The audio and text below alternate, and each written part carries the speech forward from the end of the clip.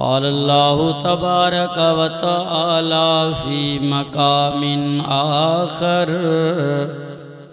फ़ी शान हबीबी सल्लल्लाहु अलैहि वसल्लम वमा अरसलनाक इल्ला रहमतल लिल आलमीन।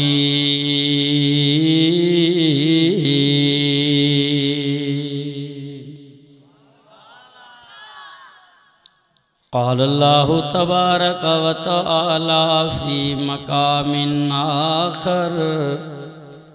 इन्नल्लाह व मलाइकतहु युसल्लूना अलन नबी या अय्युहल्लज़ीना आमनू सल्लू अलैहि वसल्लिमू तस्लीमा। दिल जी मोहब्बत सां बावाज़े बुलंद इमामुल अंबिया सरकार मदीना बिनी जिहान जे सरदार सोहणे साईं जे मथां सलाह शरीफ पढ़ो। अल्लाहुम्मा सल्ली अला मुहम्मदिन अला आलि मुहम्मद कमा सल्लैता अला इब्राहीम व अला आलि इब्राहीम इन्नका हमीदुम मजीद।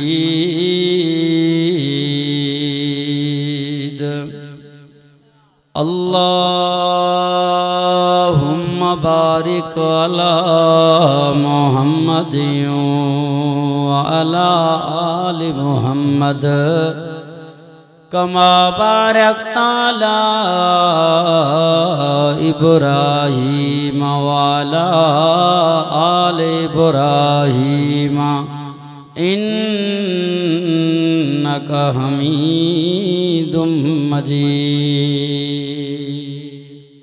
सलाह शरीफ पढ़ण वारा दोस्त अगते अगते सुरी अचो बा विच में जाइ खाली पई अगते सुरी अचो जिन्हनि दोस्तनि सलाह शरीफ पढ़ियो उहे दोस्त बा आवाज़े बुलंद सुभान अल्लाह जो नारो लगायो। अब अगते थींदा अचो अगते थींदा अचो पोयां दोस्त बिल्कुलु जेके वेठा आहिनि अगते अगते जाइ खाली विच में न हुजे। अल्हम्दुलिल्लाह असांजो प्यारो दोस्त हज़रत मौलाना शुएब अहमद साहब इंडर उन्हनि पंहिंजे सुठे बेहतरीन अंदाज सां बयान फरमायो। पांजे हम उमिर हम सन दोस्त जे तारुफ सां तहांजे साम्हूं हाज़िरी भराई आहे। अल्हम्दुलिल्लाह अल्लाह रब्बुल इज़्ज़त खां दुआ है अल्लाह साईं असां तव्हांजे हाज़िरीअ खे असां तव्हांजे गरजाणीअ खे कुरान जे ॿुधण ऐं ॿुधाइण खे क़बूल फरमाए माशर जे मैदान में अल्लाह से निजात जो ज़रियो बणाए। जिन्हनि दोस्तनि प्रोग्राम करायो अल्लाह साईं खां दुआ है त रब साईं उन्हनि जे प्रोग्राम खे भी क़बूलियत जो शरफ़ बख़्शे। चो सुभान अल्लाह। हाणे मां तव्हांजे साम्हूं जेतिरो बयान कंदुसि इंशाअल्लाह नंढो मौलाना भी अचे काॾे एॾे एॾे साम्हूं ए मुंहिंजो फर्ज़ंद आहे पुछड़ो ओ साम्हूं इन जो नालो रखियोसीं मौलाना फज़ल रहमान ऐं ये तकरीर भी ॿुधाईंदो आहे। आख़िरी वाइज़ में इंशाअल्लाह यादि ॻाल्हि अची वई त पोइ लाउड ते तव्हांखे तकरीर भी ॿुधाईंदो आहे। नंढड़ो धमाको वॾो थियसि सुभान अल्लाह। ॾाढा दोस्तों ही महीनो सफ़र जो महीनो 23 तारीख़ आहे। हिन सफ़र महीनो भी सफ़र मौलवियुनि जा भी असांजा सफ़र महीनो कहिड़ो इस्लामी सफ़र जो। ऐं हिन महीने सफ़र में 27 तारीख़ जी रात अल्लाह तबारक व तआला पंहिंजे दिलबर नबी मोहम्मद मुस्तफ़ा सल्लल्लाहु अलैहि वसल्लम के हिजरत जो हुक्म फरमायो। हिन महीने में मुझे महबूब हिजरत कयो आ। मक्के के छड़े करे मुझो साईं मदीने ॾांहुं विया हिन महीने में। मक्के का मदीनो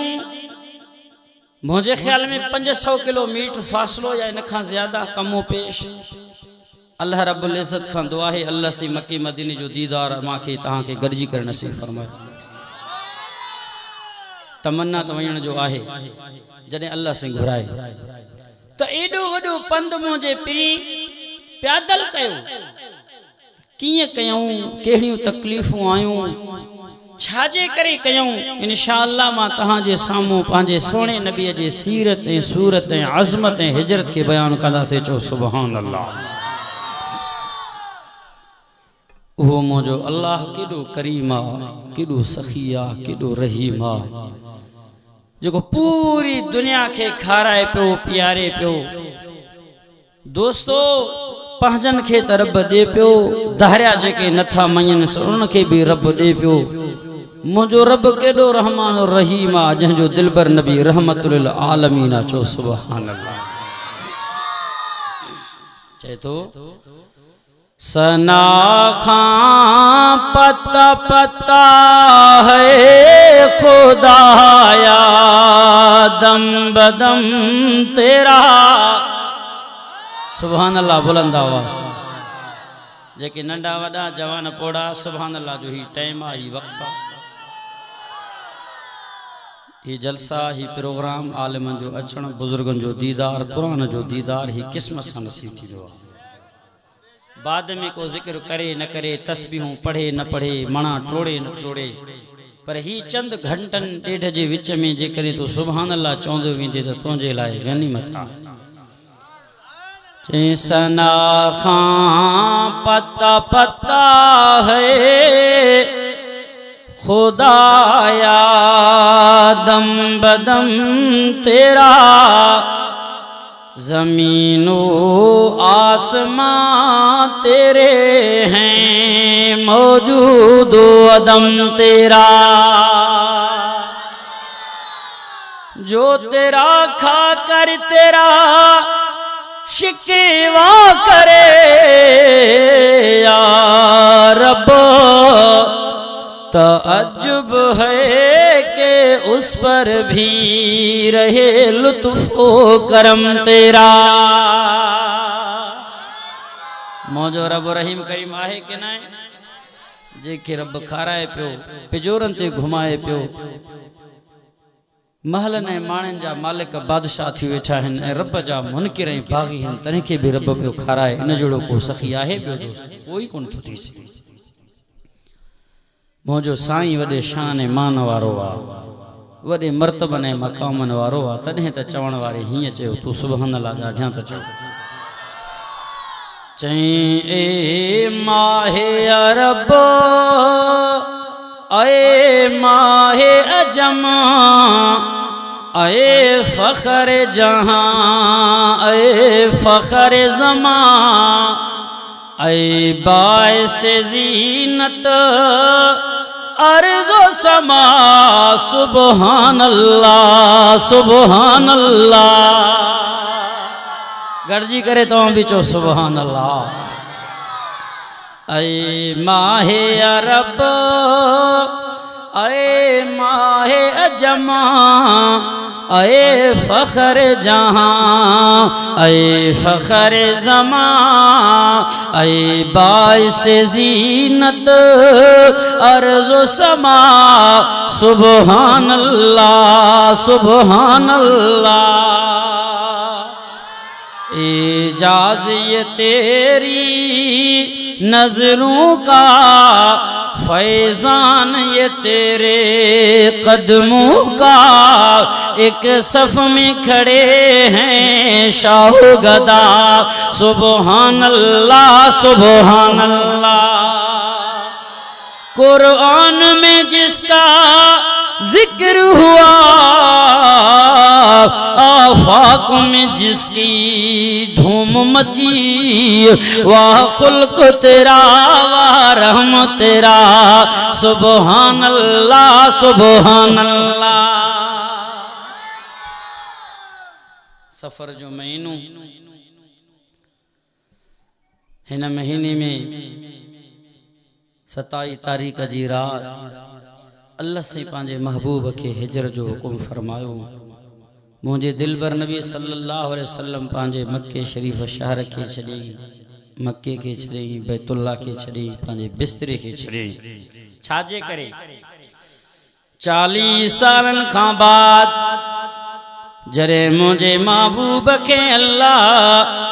नबूवत सा नवाजो, पो मुझे दिलबर नबी तौहीद जो ऐलान कयो,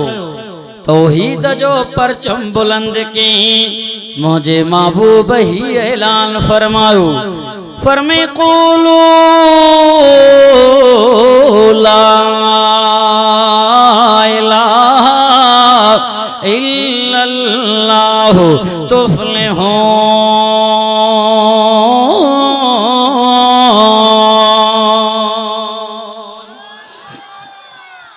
मक्के वारो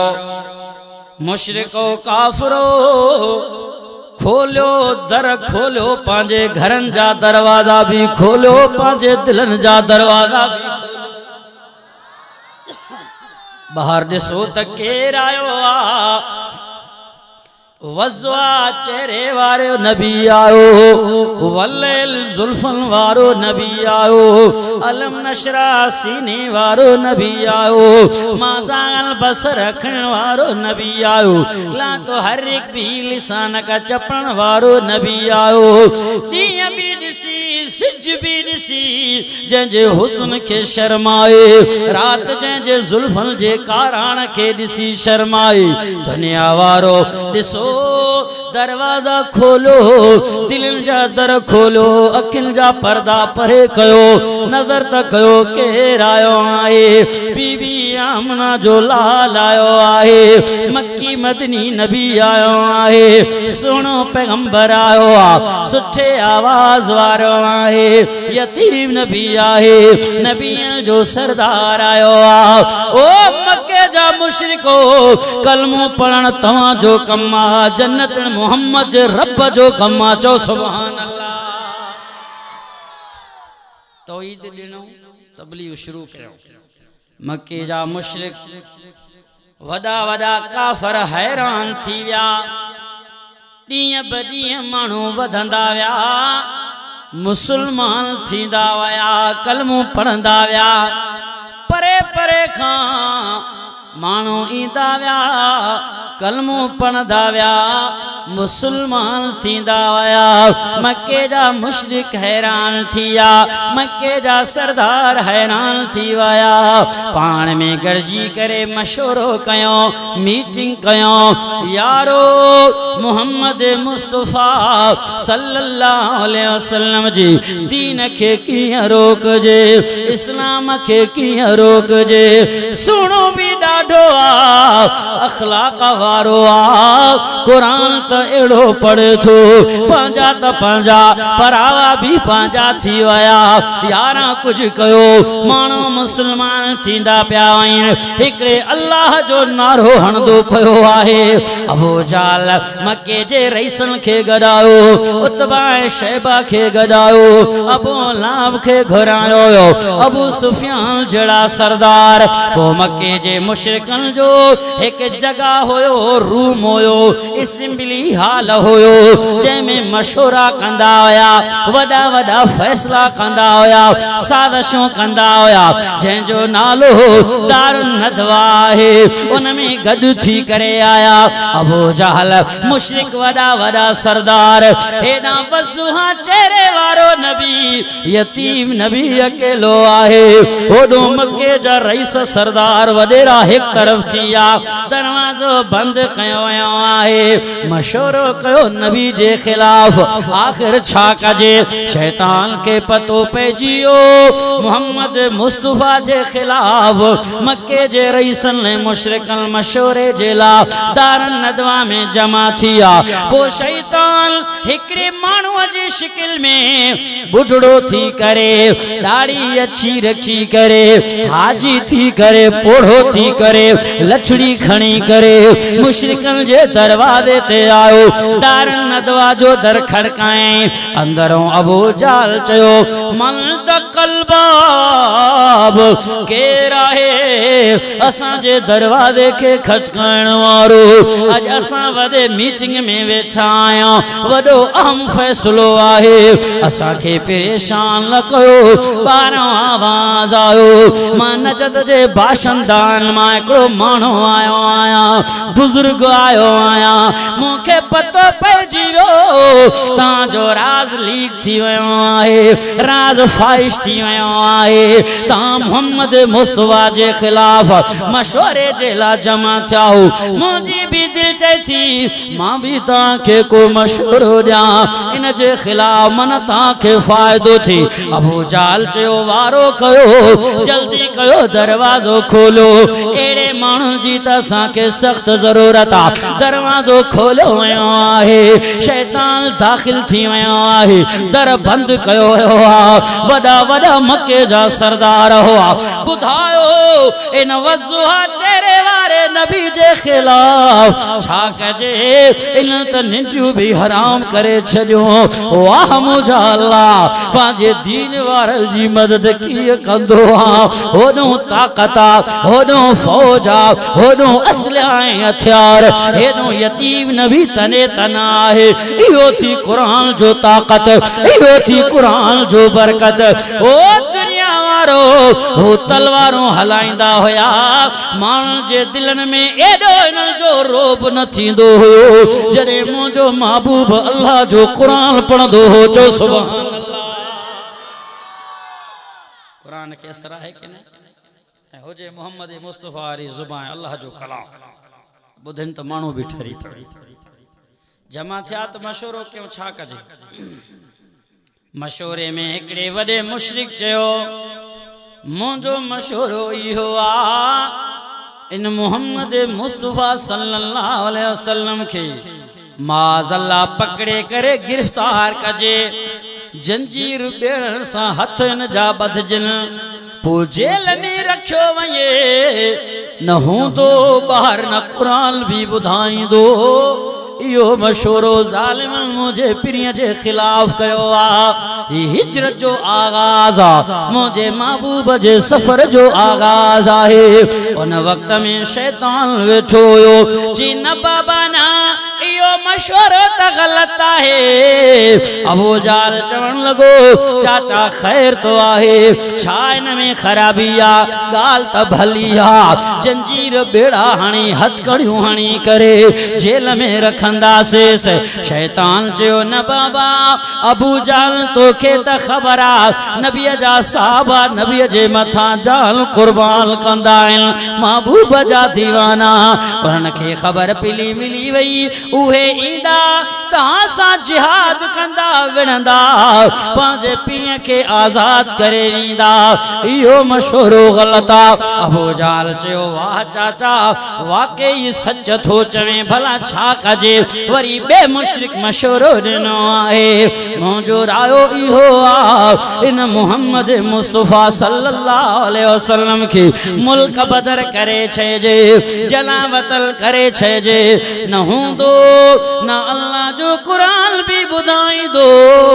वरी शैतान चयो न बाबा ना इहो मशवरो भी गलत आहे अबू जाल चयो चाचा आहे त वॾो होशियार हिन में छा खराबी आ केड़ी गलती आ शैतान चवण लगो अबू जाल तोखे त ख़बर आहे इन मोहम्मद मुस्तफा जो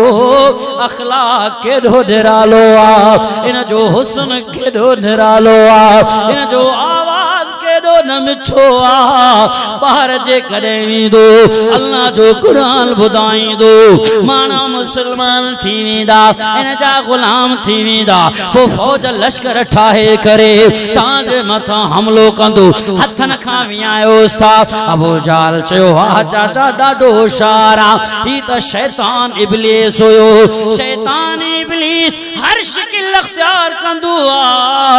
आलिम सा आलिम थी करे विणंदो हाफिज सा हाफिज थी करे विणंदो जाहिल सा जाहिल थी करे विणंदो वापारी सा वापारी थी करे विणंदो दुनिया वारो बच्चो इन शैतान जे मकर खां अबू जाल चयो भला छा कजे वो शैतान अबू जाल जे ज़हन में विसविसो विधो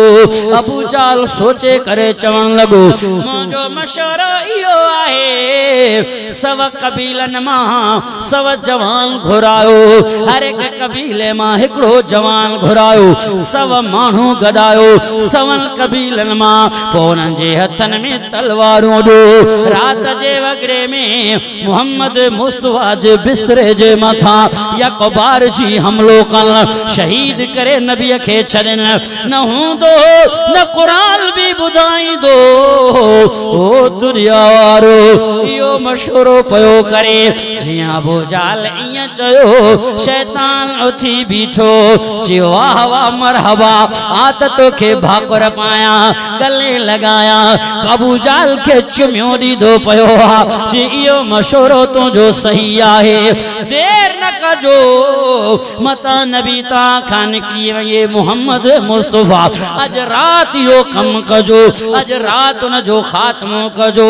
अस्तगफिरुल्लाह माज़ल्लाह मुशरिकन इहो मशवरो कयो इस्मिली हालदार नदवा में सब माण्हू घुराया तलवार जे हथ में ॾियारिया रात जो टाइम थी वियो आहे हुन नबी जे घर जो रुख कयो अल्लाह फरमायो जिब्राईल जी मुंहिंजा रब्बे जलील मुझे महबूब खे त ख़बर नाहे मुझे दिलबर नबी के त पतो नाहे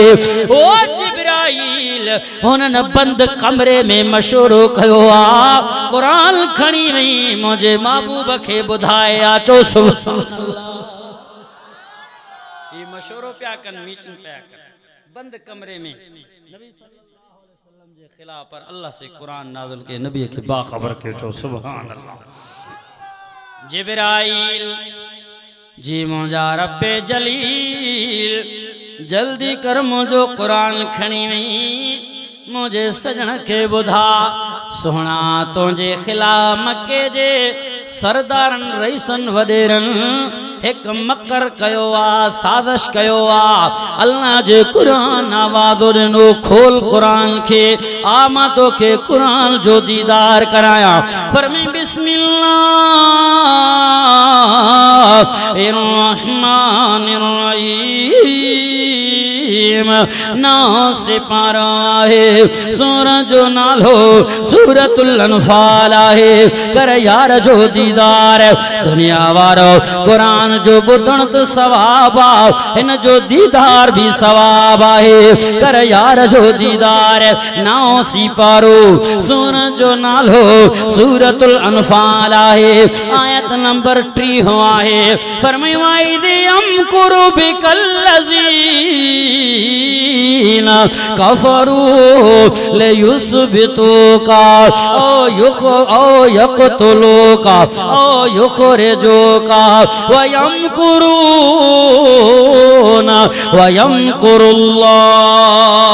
वयमकुरुल्लाहु वल्लाहु खैरुल माकिरीन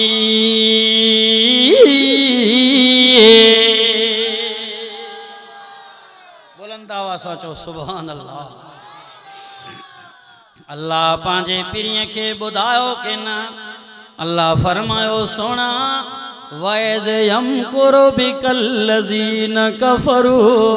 तुझे खिलाफ मक्के जे मुशरिके काफरन मकर कयो आ अल्लाह केड़ो मकर कयो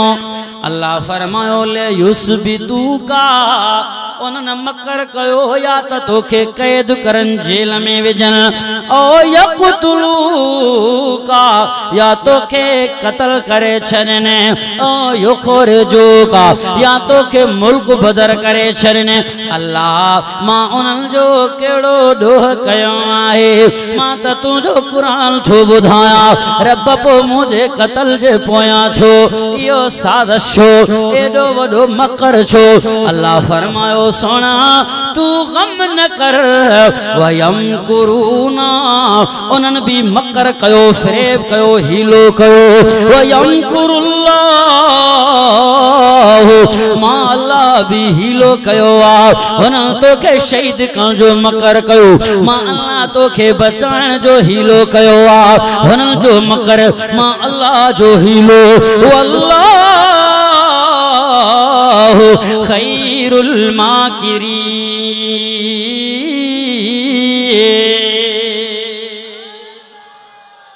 जो पूरी दुनिया गड थे जेकर के नुकसान तकलीफ पहुंचाइण चाहें अल्लाह जेकर न चाहे तो को नुकसान पहुंचाए न थो सके। अल्लाह फरमाए सुना मुंहिंजो मकर अज़ीम आ इन्हनि खां मथे आ इन्हनि गरजी करे बंद कमरे में मशवरो कयो वाह मुंहिंजा अल्लाह पंहिंजे पीरीअ खे अल्लाह आगाह करे छॾियो उन्हनि खे त पतो ई न आहे त ॻाल्हि जी लीकेज थी वई अर्शन मां इन्हनि फर्श ते फ़ैसिलो कयो अल्लाह अर्शन मां ॻाल्हि ॿुधाए रात जो टाइम आ मके जा मुशिक सवई आया चौ तरफ तलवारों खणी करे बीठा अल्लाह फरमायो मुंहिंजा दिलबर उथ तो सही चो सुभान अल्लाह वज़ुहा चेहरे वारा नबी मुंहिंजा सोना है हसीन नबी उथ तो सही ओ मुंहिंजा महबूब जरे मुंहिंजो साईं जागी पयो आहे रब फरमाओ तुंहिंजे चौ तरफ मके जा मुशरिक दुश्मन बीठा थी मुंहिंजा सोना ही रात तुंहिंजी हिजरत जी रात भी आहे घर खां ॿाहिरि निकिरो हिजरत कयो सफ़र कयो ओ मुंहिंजा अल्लाह हूअं पिया फरमायो अॼु राति निकिरी करे ॿाहिरि हिजरत कयो ना दुश्मन बियारियों बिछाओ अल्लाह केड़ो इनकलाब आहे रब गाल समझ खां मथे आ अल्लाह फरमायो जी मुंहिंजा सोना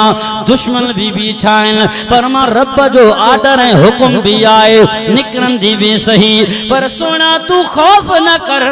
दुआ माथो बुधाया है पढ़ण तू जो कम आइन खां बचाइण मां अल्लाह जो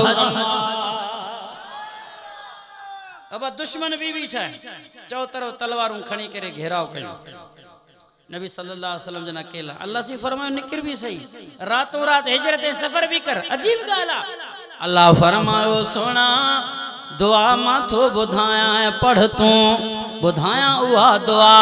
जे करें कहते तकलीफ है मुश्किलात मुसीबत अचे इन दुआ के पढ़े इन कुरान जी आयत के पढ़े खुदा जो कसम जा बेड़ा पार थी वेंदा कोई तकलीफ दे ही न सघंदो खोल कुरान अल्लाह कुरान में ऐलान कयो आहे मुझे महबूब दुआ पढ़ो फरमी बिस्मिल्लाहिर रहमानिर रहीम 15 सिपारा है सूरज नालो सूरत बनी इसराइल आहे आयत नंबर 80 आहे मुझे साईं हथड़ा मथे खया चौ तरफ दुश्मन बिछाइन मुझे साईं जो राब्तो डायरेक्ट रब सां आहे बुधो दुनिया जा मुसलमानो फरमाया कुर रब्बे अदखिलनी मुदखल सिद्क़ो व आखिरी जिनी मुखरज सिद्क़ो वजाली मिल्लदुनका सुल्तान नसीरा बुलंद आवाज़ सां चओ सुभान अल्लाह मुझे पीरी हथड़ा मथे खणी करे जिया जो दुआ घुरियाऊं अल्लाह फरमायो सुना हाणे घबराइण जी ॻाल्हि नाहे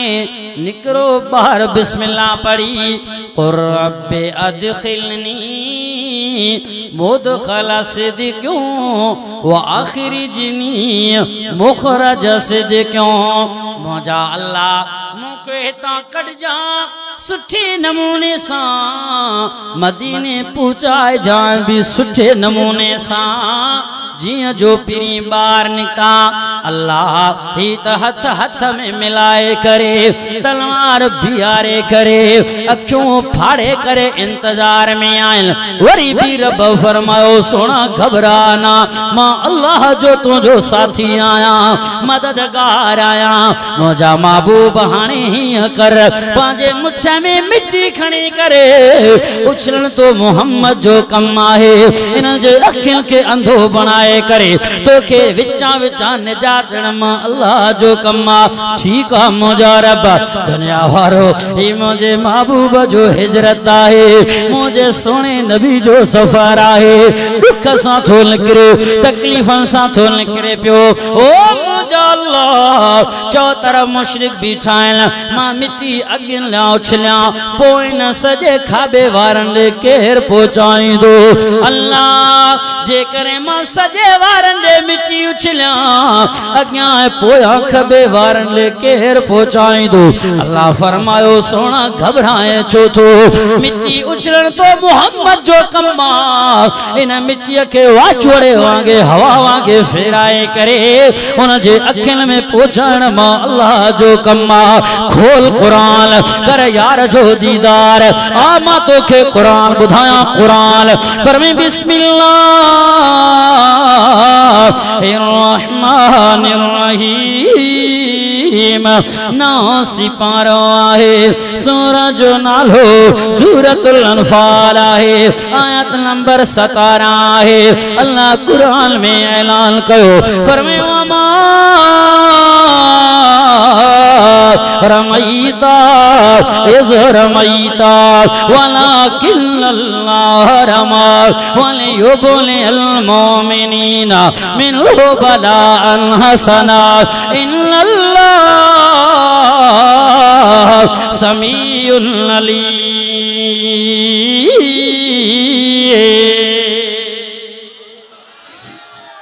बुलंद आवाज़ चो सुभान अल्लाह मौजा सोना मिट्टी उछलियो त सही अल्लाह सी ठीक आ पर पंहिंजे बिस्तरे के कंहिंजे हवाले क्या मुशरिकन जो अमानतूं कंहिंजे हवाले क्या अल्लाह फरमायो सोना बिस्तरो छने थो पयो इन बिस्तरे के सोने अली जे हवाले कर जो सुभान अल्लाह बुलंद आवाज़ चो सुभान अल्लाह वाह अली साईं तुझा भाग भला थी विया नबी जे बिस्तरे ते अल्लाह मख के वेहण बर्दाश्त न कंदो आ उन बिस्तरे ते अल्लाह सोने अली के आराम करायो सोने अली जा भाग भला थी विया मुझे महबूब फरमायो ए अली रज़ियल्लाहु ताला अन्हु शेर खुदा मुझे बिस्तरे ते सुबह जो उठ जाए ए मुशरिकन के अमानत हवाले क जाए मां निकरा तो हिजर जो हुक्म थी वा राती रात सफर थो क्या हजरत अली रज़ियल्लाहु ताला अन्हु अब समझे पियो त ही जेके चौ तरफ बीठा है नबी जे बिस्तरे जा दुश्मन है खबर भी हुयुस नबी सल्लल्लाहु अलैहि वसल्लम जे हमलो थियण वारो आ अब हाने जान जो खतरो आहे कि ना है जेकरे तू उन मानू जे बिस्तरे में सुमी जंहिंजा कातिल बाहर बीठा हुजन पो तू छा तो समझे पर हजरत अली साईं इं न सोचो सोना मुझो छाती दो मुस्कुराए करे फरमायो जी मुझा महबूब मां अली जाता जो भाग भला थिया महबूब जो बिस्तरो मिलियो पूरी जिंदगी माली रात जो सुमा पियो प्यारी निंड न कयम छो त पतो हुयो मता ही रात माली जी आखिरी रात आहे सोना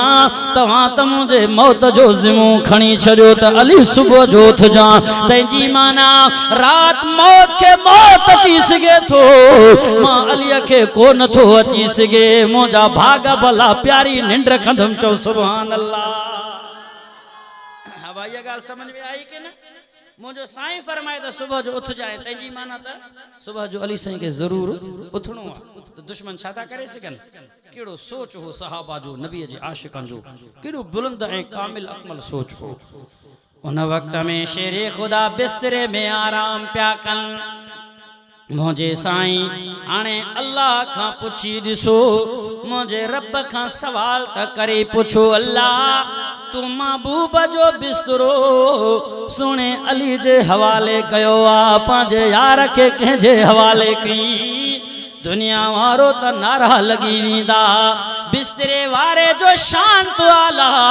पर बिस्तरे वारे यार के अल्लाह सिद्दीक जे हवाले क्यों चो सुभान अल्लाह। हजरत अबू बकर साईं जब भागी वरी वधी विया केरा जेको सिद्दीक सां मुकाबलो करे सके चो न सुभान अल्लाह। सिद्दीक बिस्तरे वारो यार उन सिद्दीक जे हवाले साईं जन मिट्टीअ जो इशारो क्यों उन जे अखियुनि में धूड़ पइजी वियो मुंह में भी मथे में अल्लाह फरमायो सोना हाणे सूरत यासीन पढ़ंदो वहीं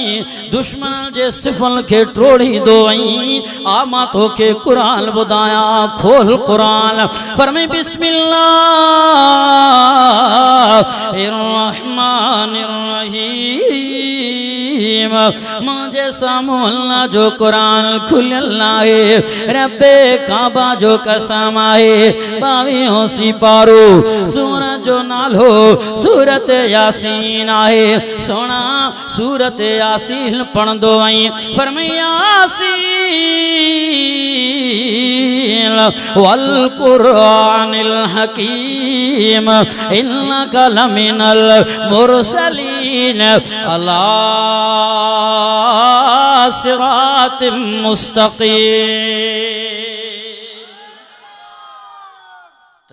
उलमा ने फरमायो दुश्मन जे हिफाजत जे लाए मानो सूरत यासीन पढ़े तो हिको ही हिकु बस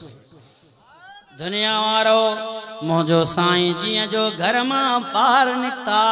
ये हिजरत जो आगाज आ शुरुआत आ मुझे पीर जे सफर जो आमतो के महबूब जो सफर बुधाया मक्के मां मदीने जो पंध बुधाया पीर जा दुख बुधाया सल्लल्लाहु अलैहि वसल्लम सिद्धो सिद्दीक अकबर जे दरवाजे ते कुंडो खड़कायो वयो आहे कड़ो लोडायो वयो आ अंदरों आवाज आयो मन दकल बाब के रहे रात जे हिन वक्त में मुझे दरवाजे के खटकाइण वारो बारो आवाज आयो अना मुहम्मदुर रसूलुल्लाह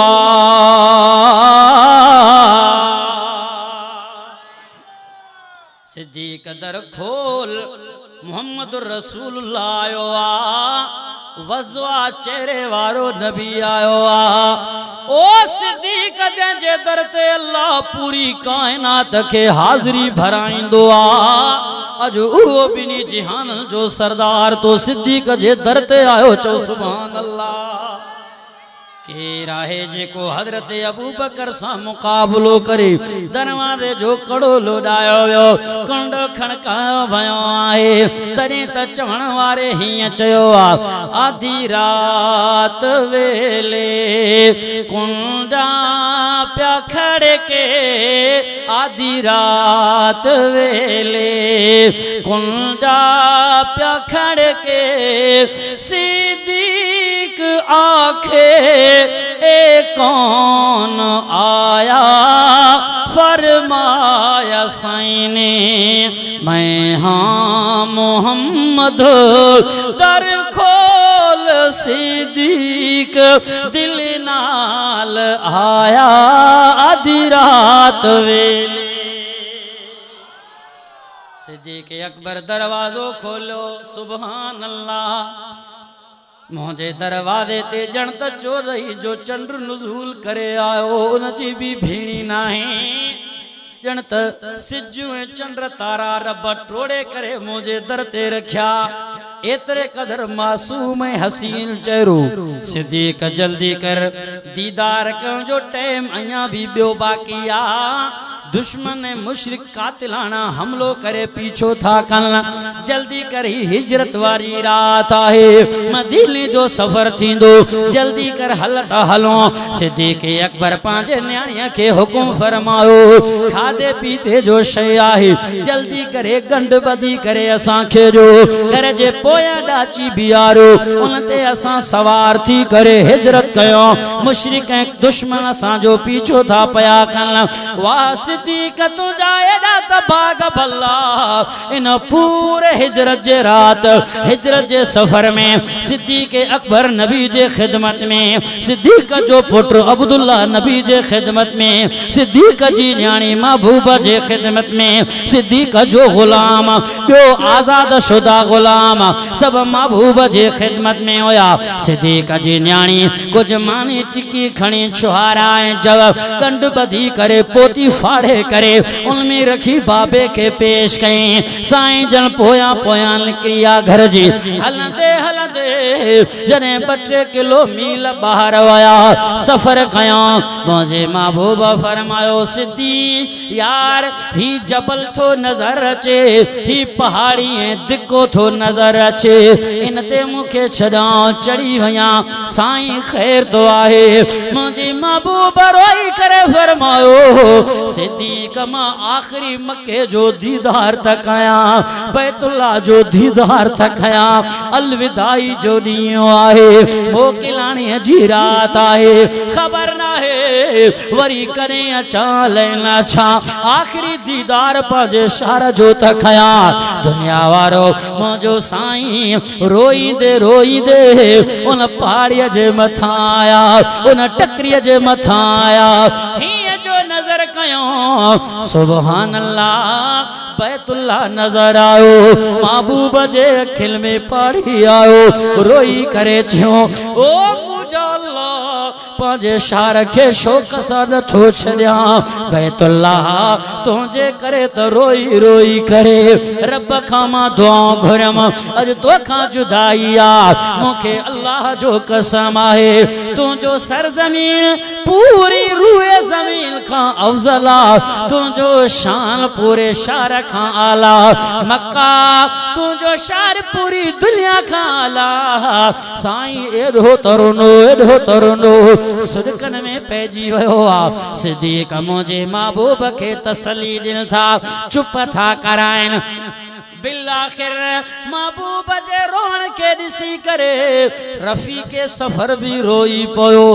आसमान जा फरिश्ता रुना जिब्राइल जे अखिन में पानी आयो अल्लाह फरमायो जिब्राइल जी मुझा रब्बे जलील जल्दी कर मुझो कुराल खणी वई मुझे महबूब के चो सोना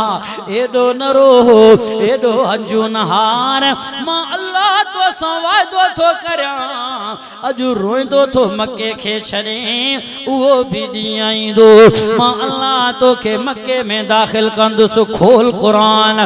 मां तोखे क़ुरान जो दीदार कराया फरमाई बिस्मिल्लाह रहमानिर रहीम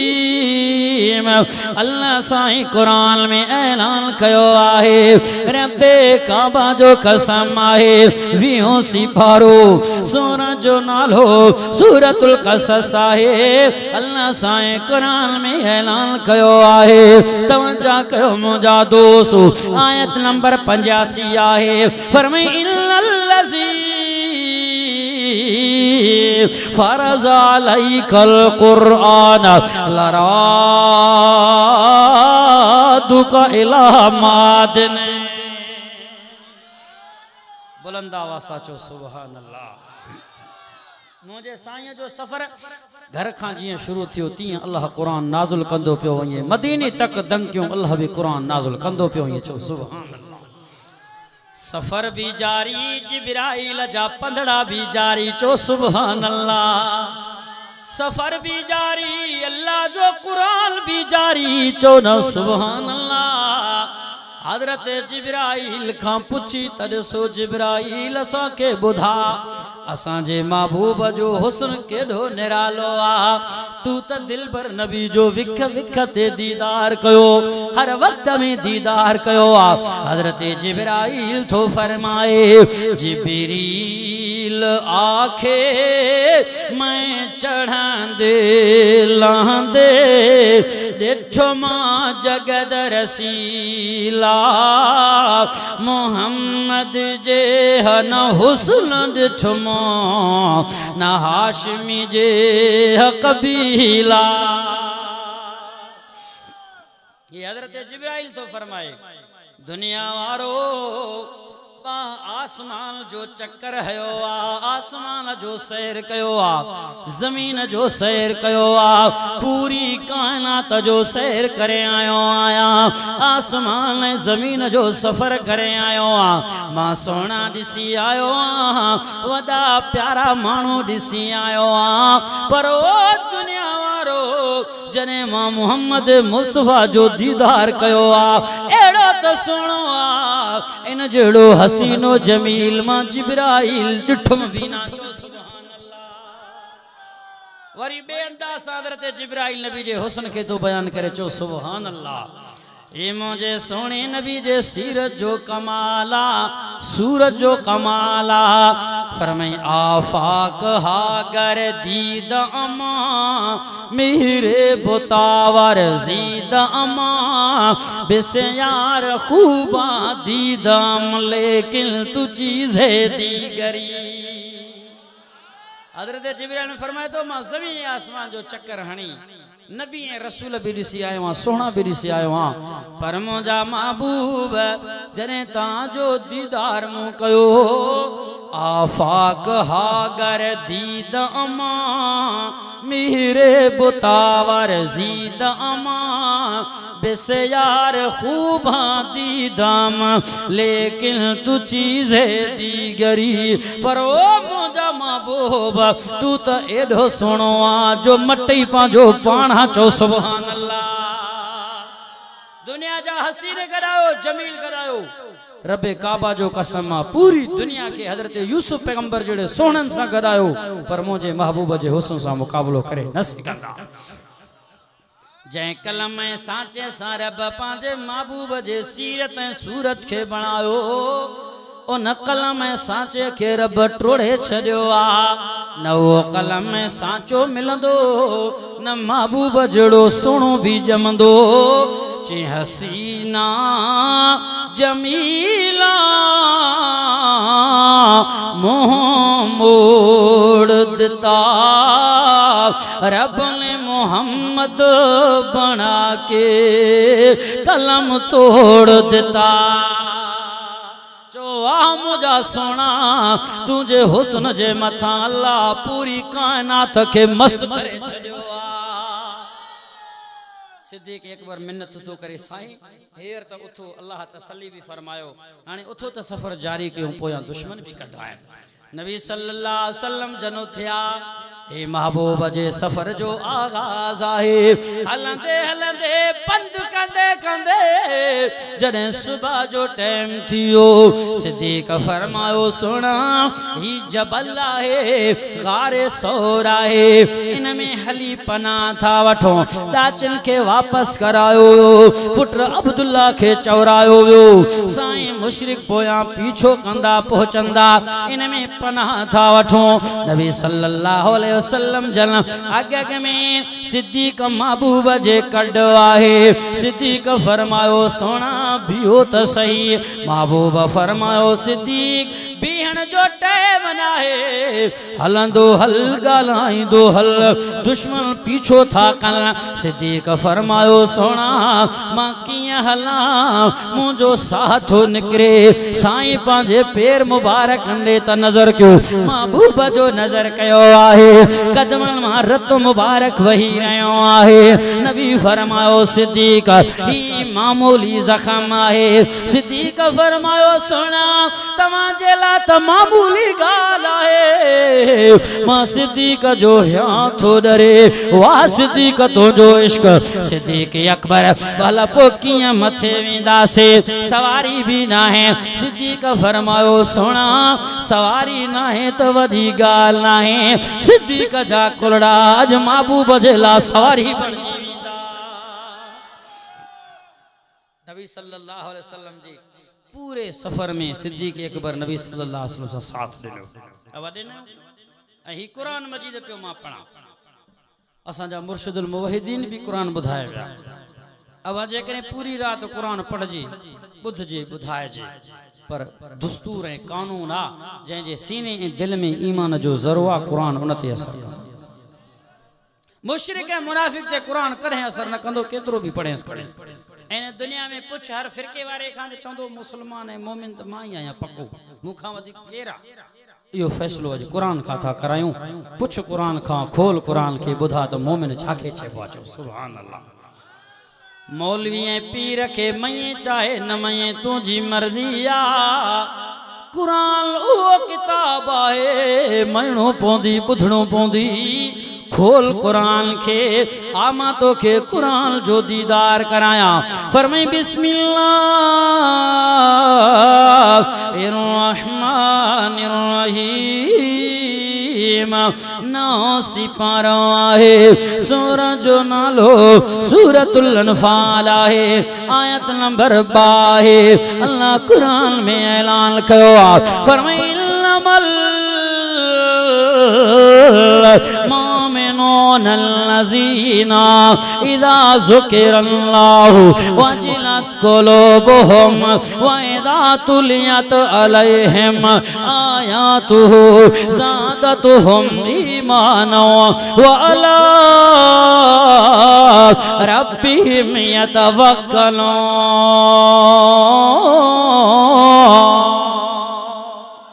कुरान थी कुरान पूरी रात जे करे मोमिन ईमान सां वेही ॿुधे त थकंदो ना। और जेके थकल आयो सुभान अल्लाह जो ॾाढा वाह चाचे जो तो वालम ही खुलियल बस ब्रेक भी आहे कि न आहे त चओ इंशाअल्लाह सॼी रात कुरान ॿुधण जे लाइ तयार आहियूं। जेके ईमान सां वेठा आहिनि कुरान जे मोहब्बत सां ॿई हथ मथे करे चओ सुभान अल्लाह। बुलंद आवाज़ सां चओ सुभान अल्लाह। कुरान फरमायो इज़ा ज़ुकिरल्लाहु वजिलत क़ुलूबुहुम। मोमिन उनखे चइबो आहे जॾहिं अल्लाह जो ज़िक्र थे उन जे दिल में अल्लाह जो ख़ौफ अची वञे। चओ सुभान अल्लाह। अॼु त माण्हू गॾा बकरी कुकड़ जे चोरीअ ते बि क़ुरान जो कसम था खयूं वञनि अल्लाह जो कसम था खयूं वञनि। ॻाल्हि ॻाल्हि ते हे ॻाढ़ो क़ुरान मुंहिंजे मथे ते ला इलाहा इल्लल्लाह मुहम्मदुर रसूल ईअं कसम खणंदा ईअं क़ुरान खणंदा हिनखे को भउ ई कोन्हे को ज़ालिम खे। जेकॾहिं ईमान जो ज़रो हुजे सा पहिरियां लख मरतबा सोचे हा ये क़ुरान कंहिंजो कलाम आहे जंहिंजो कसम थो खणा उन यार जो कसम। अब मोमिन जी निशानी जॾहिं अल्लाह जो ज़िक्र थे दिल में तो अल्लाह जो ख़ौफ अची वञे। बे नंबर ते फरमायो व इज़ा तुलियत अलैहिम आयातुहु ज़ादतुहुम ईमाना। जॾहिं क़ुरान जो आयतूं पढ़ियूं वयूं त मोमिन मुसलमान जो दिल ठरी पे ईमान वधी वञे। चो सुभान अल्लाह। कुरान जे ॿुधण सां मोमिन जो ईमान वधी वेंदो आहे तरो ताज़ा थींदो आहे। अब आहे कि न 3 नंबर ते वाला रब्बिहिम यतवक्कलून।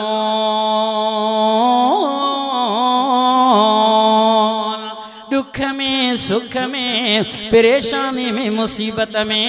हर हाल में मोमिन पंहिंजे यार ते भरोसो कंदो आहे। अब मुवहिद मोमिन जो तवक्कल कहते हैं ॻाल्हायो तो सही त कुरान तो फरमाए कुरान उन ते असर कंदो जंहिंजे दिल में ईमान जी दौलत आहे।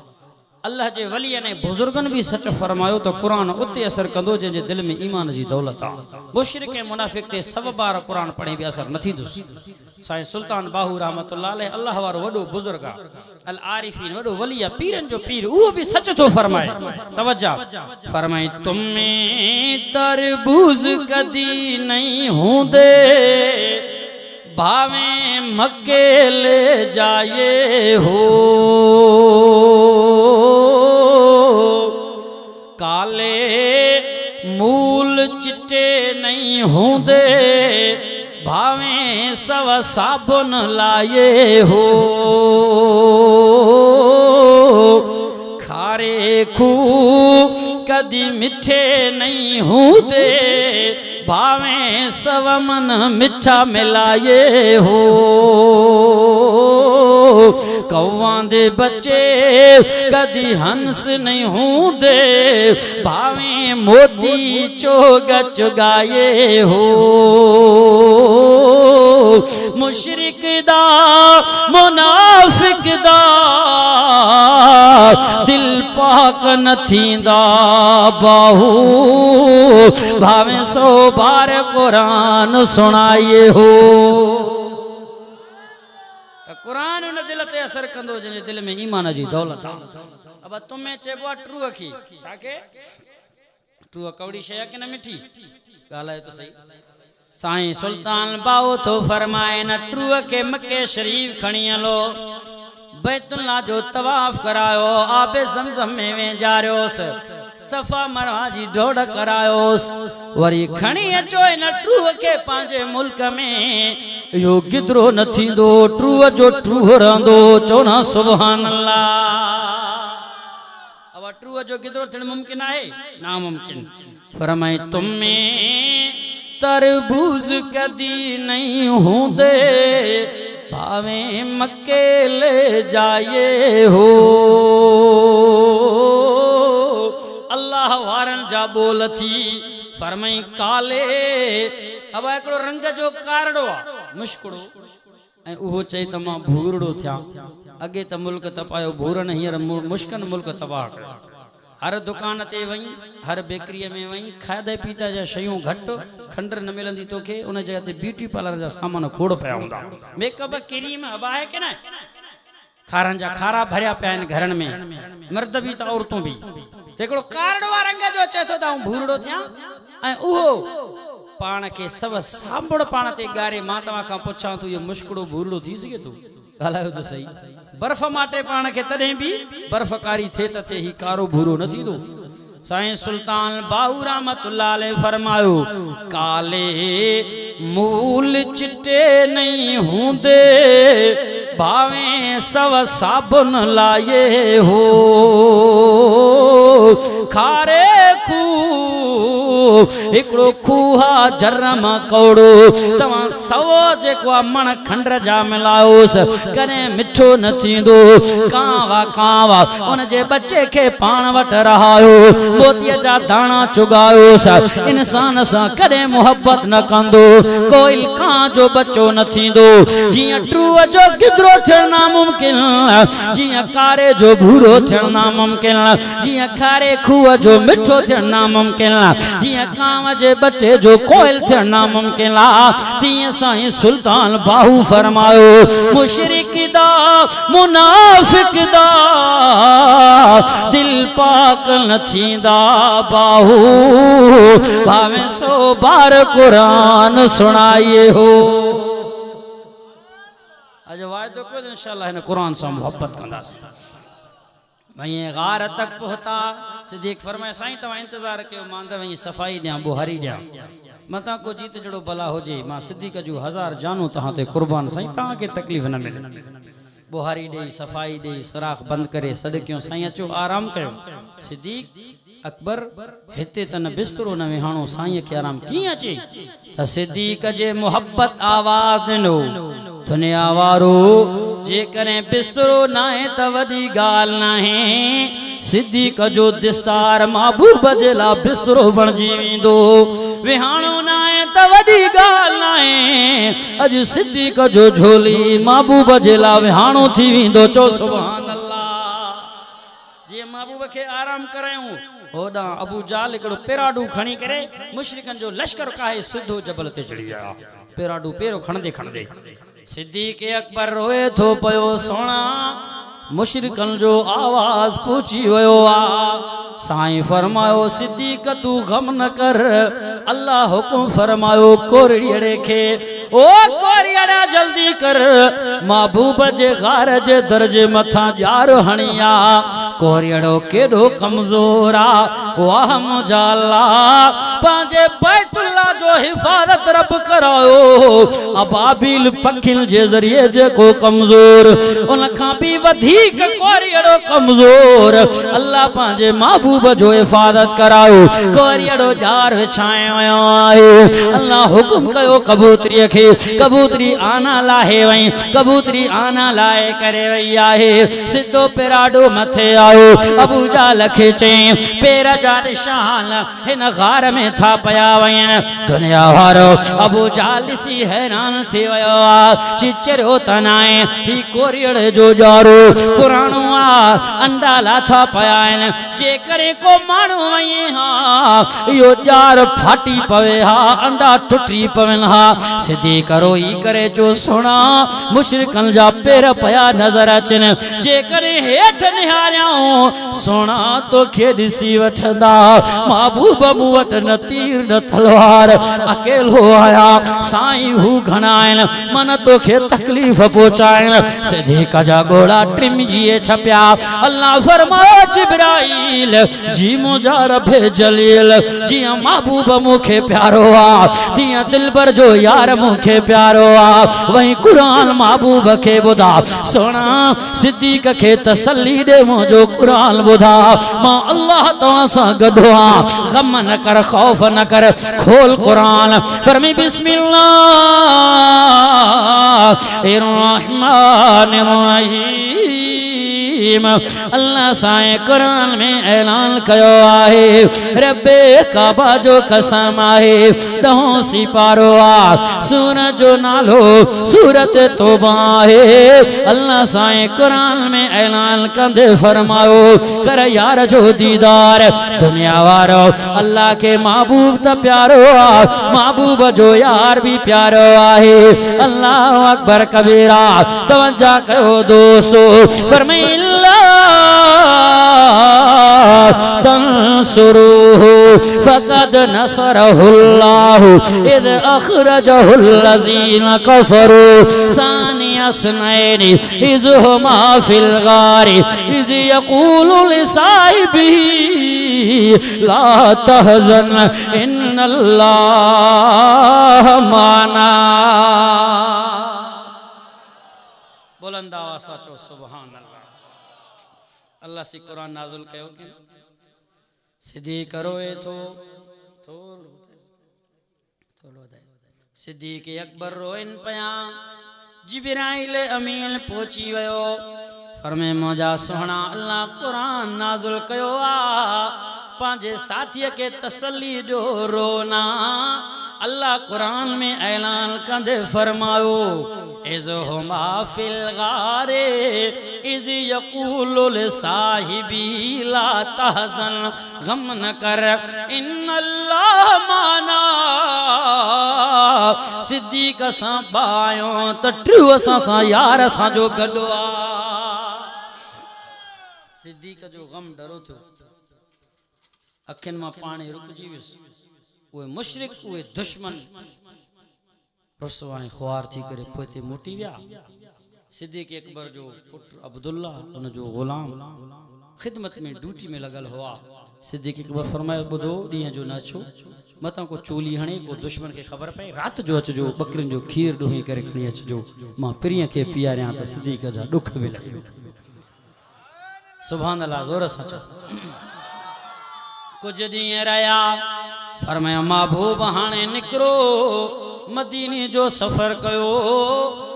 गैर मशहूर है मारूफ रस्तो वरताओ जेको ॾिठल न हो पतो भी न हो आज़ाद शुदा गुलाम हज़रत अबू बकर जो हुयो उनके सिद्दीक़ हुकुम फरमायो तू रस्तो असांखे ॾसी जा ओॾो अबू जाल ऐलान कयो आ ओ मके जा मुशरिको ओ मके जा नौजवानो जेको मोहम्मद मुस्तफा के पकड़े करे मूं वटि वठी ईंदो सव उठ उनखे इनाम में ॾींदुसि दुनिया वारो हर एक लालच में तैयार पियो थे पर कंहिंखे जुरियत हकीकत न हो जो नबी जो पीछो करे आ। हिकड़ो मुशरिक हुयो, वडो बहादुर हुयो, तीर अंदाज हुयो, उन जो घोड़ो भी वडो तेज हुयो भजन में, जंहिंजो नालो सुराका बिन मालिक आहे। घोड़े जे मथा सवार थियो आ, नबी जो पीछो करे थो पियो। सब उठण जी लालचा दिल में सोचियाई, भजंदो रहियो, घोड़े के तेज रफ्तार में डुकायाई। हलंदे हलंदे वही करे महबूब खे पहुतो। सिद्दीक फरमायो सोना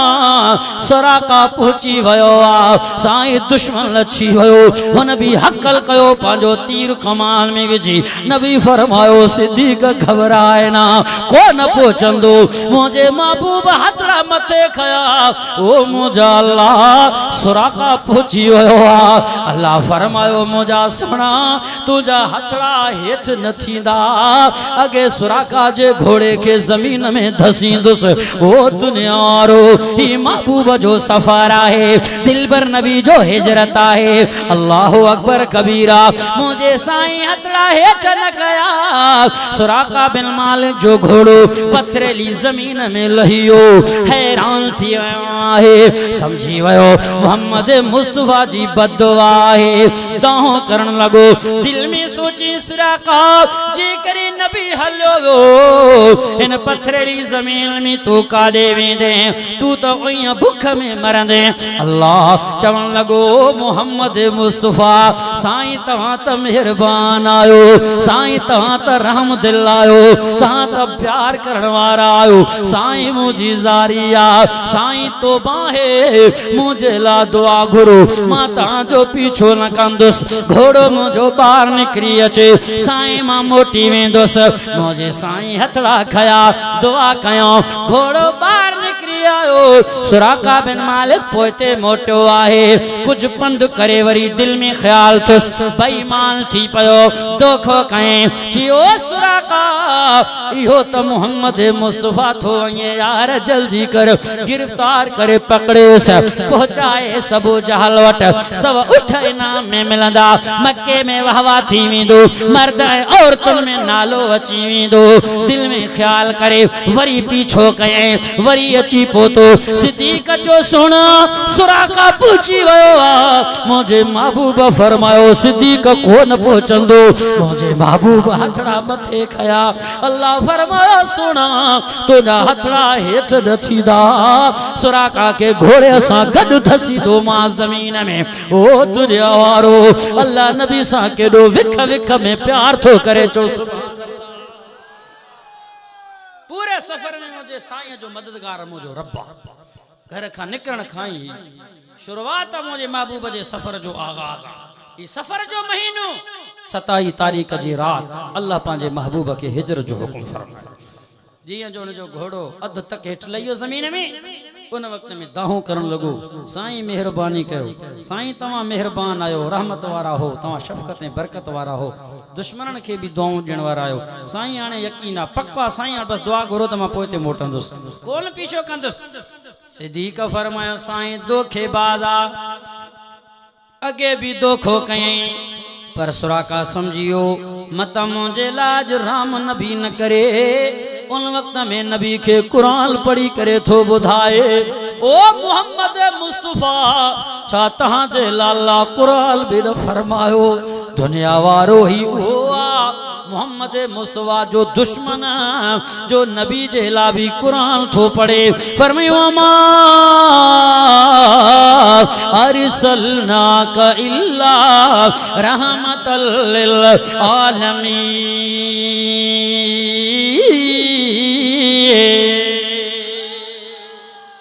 बुलंद आवाज़ जो सुभान अल्लाह।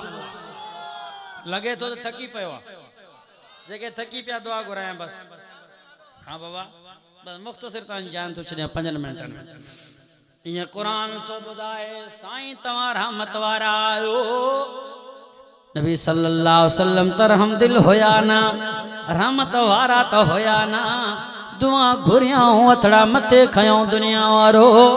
घोड़ो बाहर निकरी आओ। सुराका बिन मालिक जो साईं हिकिड़ो वाइदो मूंसां कयो, ही चिठी आ लिखत मूंखे ॾियो,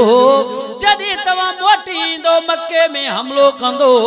पोता जा साहबा मूसा कोन विणंदा साईं मुखे लिखी दो मां पोइल के भी पोते मोटाईंदुस ता जो पीछो भी न कंदुस नबी फरमायो सुराका यार केड़ियों गालियों थो करें तुझे तो बाहुन में मां मोहम्मद मुस्तफा कैसरो किस राजा कंगण थो दिसा चो सुभान उन वक्त में सुराका बिन मालिक लिखत वठी पोते थे मोट हाने सच्चो थियो हाने अखियूं खुले पोइन के भी ची तो पोते मोटो मां दिसी आयो आ इन तरफ मोहम्मद मुस्तफा सल्लल्लाहु अलैहि वसल्लम कोने ता पोते वापस बिन के वराए छड़ी सफर हलंदो रयो जिया जो पंदड़ो करे अगते आया महबूब फरमायो सिद्दीक ओई ए भूख भी लगला आए कुछ खाने पीण जेला सिद्दीक फरमायो सोना कोने को ओ सिद्दीक भला नजर कर को झूपड़ी को घर को वसम को आबादी नजर अचे थो के ना चयो सोना कुछ मीलन में एक झूपड़ी के टेले ते नजर थो अचे महबूब फरमायो हलता लो कुछ पानी जो चुको खादे पीते जाले मिले जिया जो ते आया एकरी पोड़ी या उम्मे माबद हुआ झूपड़ी में थी रहे नबी फरमायो सिद्दीक पूछे न मां पोड़ी खा घर में खाए पीण जेला कुछ आए मामूली असा परदेसिन के तजो सिद्दीक अकबर सवाल कयो अम्मा असा परदेसी आयो मुसाफिर आयो वडो पंध कयो रेगिस्तान इलाको आहे खाण पीण जेला कुछ आए त मिले पोड़ी अम्मा मां बती चवे पुत्र मुझे घर में तो कुछ ना आए असा गरीब आयो मिस्कीन आयो नबी फरमायो सिद्दीक पोड़ी जे घर जे अंगण में बकरी बदला चवेस त बकरी जो खीर रोई करे दे सिद्दीक फरमायो अम्मा या बकरी जो बदला खीर जो चुको असा के खपे पोड़ी दी चवे ओ मुजा पुछा या बकरी त बीमार आहे डुबरी आहे मुजो मुर्स बकरी जो वलर काहे वो चाराण जेला इनके तो हलन जी ताकत ना है रात मरे या सुबह मरे खीर जो चुको कोने को नबी मुस्कुरायो ओ दुनिया वारो जने महबूब मुस्कुराई दुआ अल्लाह जल्ल जादर खोले नबी से फरमाया सिद्दीक पोड़ी खेचो रोको इजाजत मिले बस सिर्फ इजाजत दे पोड़ी खेचो अम्मा तू इजाजत दे जी बिस्मिल्लाह मुझे तरफ तो इजाजत आ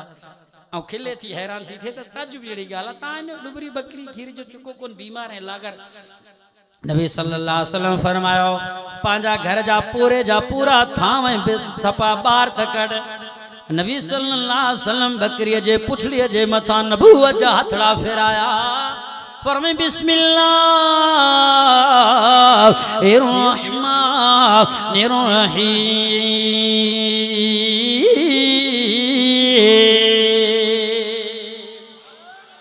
सिद्दीक अकबर खीर दोंदो व्यो घर जा थाम भरजिया थपा भरजिया देगड़ा भरजिया पर बकरिया मां खीर न पियो खुटे दुनिया वारो पोड़ी हैरान आहे नबी सल्लल्लाहु अलैहि वसल्लम सिद्दीक अकबर पी करे ढो फरमाया पोड़ी का इजाजत धोरिया आहे रवाना थिया कुछ टाइम गुजरियो शाम जो वक्त हुयो पोड़ी जो मुर्सु में मां बजो बार खां जो आयो परे परे का हकल करे पुछाई ओ मुझी घरवारी अज मां हैरान आया अज खुशबू ही खुशबू आ मुझे घर जे चौ तरफ नूर जो लाइट बरकते बरकत रहमते रहमत अजीब सुकून नजर थो अचे खुशबू पियो महसूस से ओ घरवारी खैर तो आहे ओ मैं मां बद रोई खरे थी छवे मां पहाड़ हैरान आया बस सोना नौजवान आया डाढ़ा तो सोना होया मुसाफिर होया ओयाल बुखायल होया कुछ घोरियां कुछ को न हो बकरी जो खीर घोरियां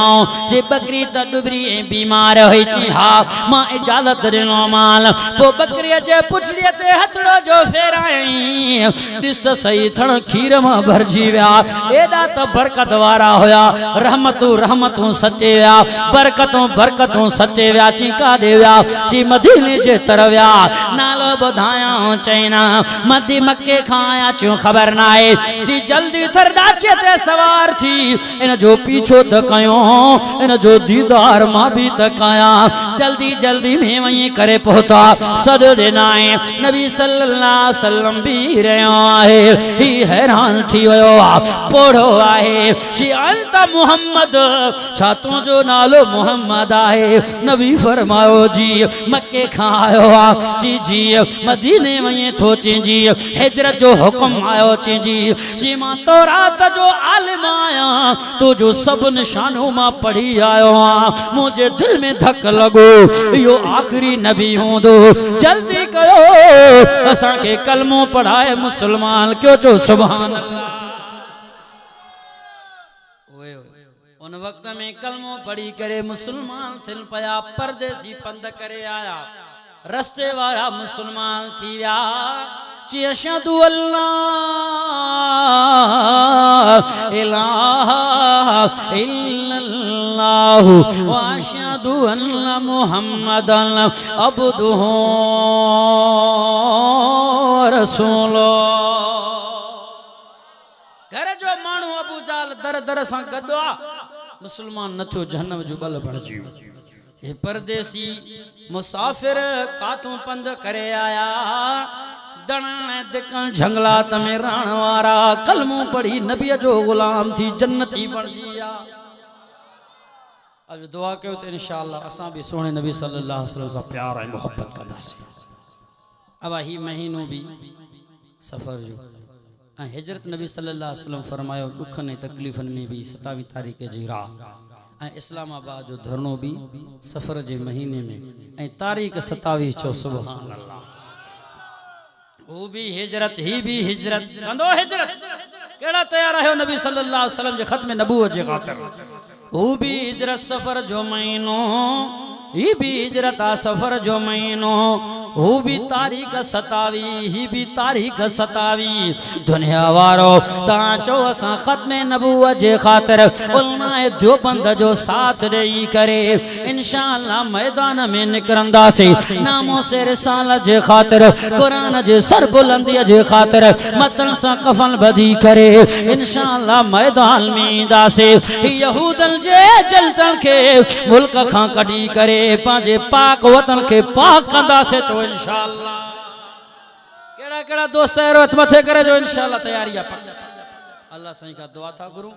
रब सही जिन दोस्त प्रोग्राम करायो उन जे प्रोग्राम के कबूल फरमा असा जे अचण तहां जे वेहण बुधणे बुधाणे के रब कबूल फरमाए इंशाअल्लाह वरी हयाती रही इंशाअल्लाह नबी सल्लल्लाहु अलैहि वसल्लम जे सफर के ता वरी शुरू नबी सल्लल्लाहु अलैहि वसल्लम मदीने में पहुता मदीने वाला मानू नबी जे इंतजार में हुआ कंहिंजे घर में मेहमान थिया सब पिया चवन रोहित साईं असां वटि मेहमान थियो उन खां पोइ जंगियूं लॻियूं पोइ मको शरीफ़ फतह थियो कीअं मोटी आया वरी मके वारनि जो छा हाल हो